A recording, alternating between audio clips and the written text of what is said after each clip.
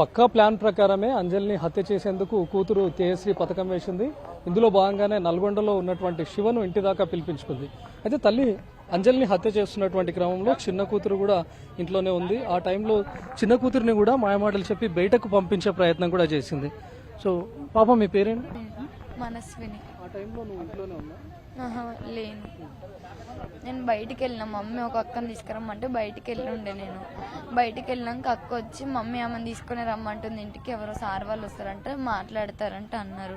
నేను నమ్మి అక్కతో వెళ్ళాను. మళ్ళీ ఇంటికి వచ్చే వరకు డోర్ ఇట్లా దగ్గరికి వేసేసింది. మొత్తం డోర్ దగ్గర ఎక్సి స్మెల్, ఆ స్మెల్, స్మెల్ వస్తే ఏంది స్మెల్ వస్తుంది మమ్మీ ఏదైనా. నేను మమ్మీ మమ్మీ అని పిలుచుకుంటే కిచెన్ రూమ్లోకి పోయేసరికి మమ్మీ పడుతుంది. ఇల్లంతా బ్లడ్ ఉంది, ఆయిల్, ఎగ్స్ అవన్నీ పలిగిపోయి ఉన్నాయి కింద. మమ్మీ కొట్టుకుంటుంది అటు ఇటు అటు ఇటు. అంబులెన్స్ ఫోన్ చేయండి. ఉంది, నాతోనే ఉంది. అక్కనే చేపించింది, అక్కనే కొట్టిపించింది. ఇప్పుడు మీ మమ్మీ అదేవిధంగా మీరిద్దరు ఇంట్లో ఉన్నప్పుడే శివ వచ్చాడా? శివ రావడం నువ్వు చూసావా, లేకపోతే మీరిద్దరు బయటకు వెళ్ళిపోయిన తర్వాత శివ యశ్వంత్ వచ్చారు? వాళ్ళు ఫస్ట్ కొట్టింది తెలియదు సార్ నాకు. వాళ్ళు ఎప్పుడు వాళ్ళు మా మమ్మీ ఇట్లా జరిగిందని మళ్ళీ మా అక్క నాకు డౌట్ రావద్దనేసి మళ్ళీ వాళ్ళకే ఫోన్ చేసింది. ఫస్ట్ వాళ్ళకి ఫోన్ చేసి వాళ్ళని పిలిస్తే వాళ్ళు వచ్చి ఏం చేసారు, మమ్మీ ప్రాణాలు పోయేలా కూర్చురు. అయితే మమ్మీ చనిపోతలేదని చెప్పేసి మమ్మీ డ్యూటీ ఎక్కువ దగ్గర ఇలా టైట్ చేసి చంపేసారు. నేను అప్పుడే వచ్చినప్పుడే చూసిన, అక్క పిలిచినప్పుడే. అంతకు ముందు ఎక్కడున్నారో తెలియదు వాళ్ళు. నన్ను తీసుకెళ్ళి నేను వచ్చే వరకు మా అమ్మ అట్లుంది. మమ్మీతో మాట్లాడితే కూడా మమ్మీ వాయిస్ వస్తలేదు. చెయ్యి రబ్ చేసిన గట్టిగా పట్టుకుంది మమ్మీ చెయ్యి. మమ్మీ దగ్గర కూర్చోవద్దు, వద్దు వద్దు లేపుకొని తీసుకెళ్ళిపోయింది. అక్క బయటకు తీసుకుపోయింది. ఎవరికైనా చెప్తామంటే ఎవరికి చెప్పని, పోలీసులకు ఫోన్ చేద్దామంటే పోలీసులకు ఫోన్ చేయాలి.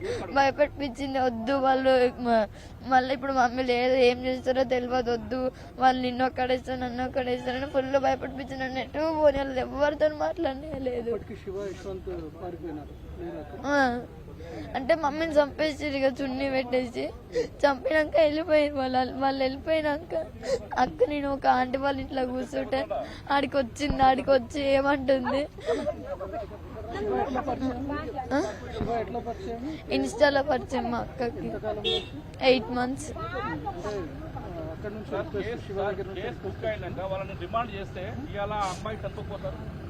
శివ దగ్గర నుంచి రిక్వెస్ట్ వచ్చింది. ఇద్దరు స్టార్టింగ్ లో నార్మల్ షార్టే చేసుకునే వాళ్ళు. ఏం పని చేస్తున్నాము? డీజే నడుపుతాడు.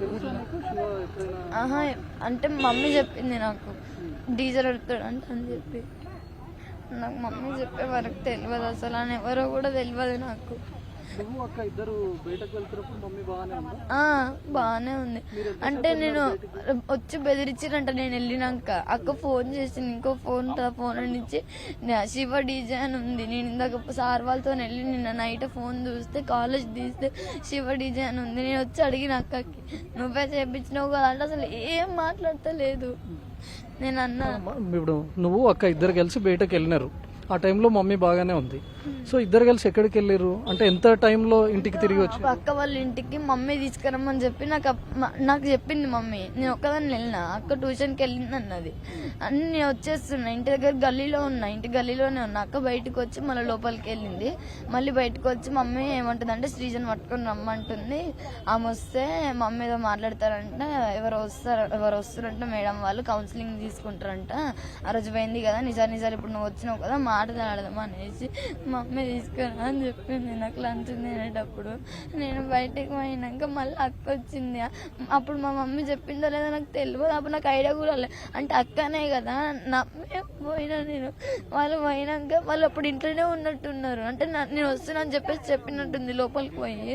వాళ్ళు ఉన్నారో లేకపోతే పిలిచిందో తెలియదు. అప్పుడైతే నేను అక్కతో వెళ్ళి వచ్చేసరికి మమ్మీ పడిపోయింది. వెనకాల ప్లేట్ ఇక్కడ సుత్తుతో కొట్టారు.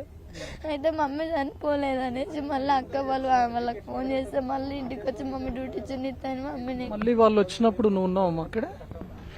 వాళ్ళు ఫస్ట్ వచ్చినప్పుడు నాకు తెలియదు వాళ్ళు వచ్చిరని. ఇప్పుడు అక్క చెప్తే తెలిసింది. నిర్ధారించుకున్నాక మళ్ళీ ఫోన్ చేసి మళ్ళీ పిలిచింది కదా, అప్పుడు కూడా అప్పుడు కూడా ఉన్నావాను? ఇంకా చనిపోలేదంట, వచ్చి చంపేయండి అని ఫోన్ చేసిందంట. సో ఇంట్లోనే ఉన్నటువంటి చెల్లి కూడా ఉంది. తేజశ్రీ చెల్లి ఉన్నటువంటి టైంలోనే అంటే ముందుగానే పక్కా ప్లాన్ చేసుకుంది తేజశ్రీ కూడా. తల్లిని హత్య చేయాలి అని అనుకుంది. ఇంట్లో ఉన్నటువంటి చెల్లిని కూడా ఏదో ఒకటి చెప్పి బయటకు పంపించాలి అని చెప్పి కూడా అనుకుంది.